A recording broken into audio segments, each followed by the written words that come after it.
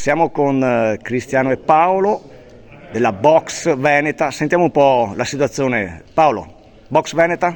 Innanzitutto sono Paolo, il presidente del Comitato Veneto, e si fa sentire, incomincia a farsi risentire bene a livello nazionale. Abbiamo fatto anche quest'anno dei buoni risultati, tra cui anche come società che siamo rientrati nelle prime 10 su 1000 società, per cui direi bene. I risultati ne può parlare il mio collega, il rappresentante dei tecnici del Comitato Veneto, Cristiano Castellacci. Grazie Paolo, grazie Presidente. Sono Cristiano Castellacci, sono responsabile dei tecnici del Veneto.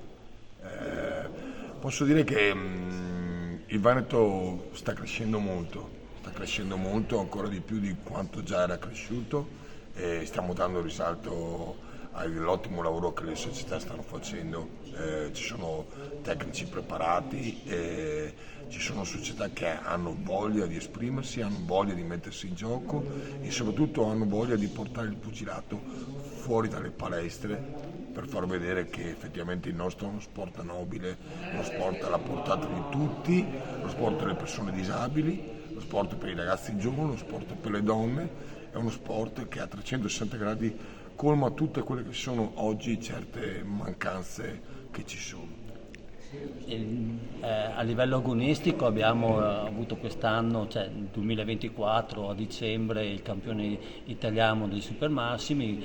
Per l'attività giovanile abbiamo vinto il trofeo del CONI, per cui penso che i risultati si stanno raccogliendo. Bene, diciamo che chi vuole fare box può venire in palestra, il Palla Barbazza, vero? Sì, che incontrerà degli insegnanti, la box San Donà di Piave. E l'importante è che la gente che vuole fare la box si rivolga a strutture affiliate alla nostra federazione, a non a pseudostrutture dove magari non vengono rispettati i canoni proprio del pugilato, e fatto in sicurezza soprattutto.